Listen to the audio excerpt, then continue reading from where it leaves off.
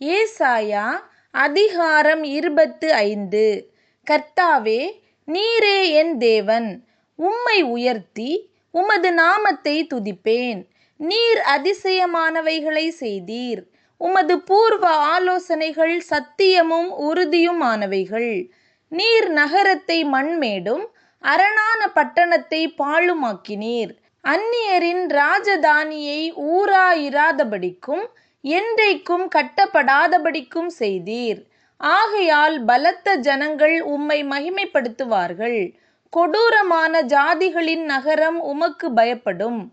கொடூரமானவர்களின் சீறல் மதிலை மோதியடிக்கிற பெரு வெள்ளத்தைப் போல் இருக்கையில், நீர் ஏழைக்கு பெலனும் நெருக்கப்படுகிற எளியவனுக்கு திடனும் பெரு வெள்ளத்துக்கு தப்பும் அடைக்கலமும் வெயிலுக்கு ஒதுங்கும் நிழலுமானீர்.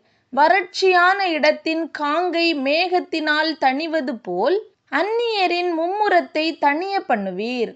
மேகத்தின் நிழலினால் வெயில் தணிகிறது போல் பெலவந்தரின் ஆரவாரம் தணியும். சேனைகளின் கர்த்தர் இந்த மலையிலே சகல ஜனங்களுக்கும் ஒரு விருந்தை ஆயத்தப்படுத்துவார். அது கொழுமையான பதார்த்தங்களும் பழமையான திராட்சரசமும் ஊனும் நிணமுமுள்ள பதார்த்தங்களும் தெளிந்த பழமையான திராட்சரசமும் நிறைந்த விருந்தாயிருக்கும். சகல ஜனங்கள் மேலும் உள்ள முக்காட்டையும் சகல ஜாதிகளையும் மூடியிருக்கிற மூடலையும் இந்த மலையிலே அகற்றி போடுவார். அவர் மரணத்தை ஜெயமாக விழுங்குவார். கர்த்தராகிய தேவன் எல்லா முகங்களிலுமிருந்து கண்ணீரை துடைத்து தமது ஜனத்தின் நிந்தையை பூமியிலிராதபடிக்கு முற்றிலும் நீக்கிவிடுவார்.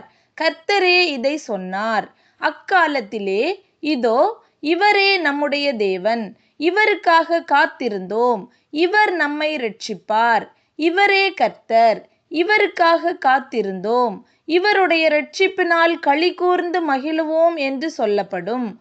கர்த்தருடைய கரம் இந்த மலையிலே தங்கும்.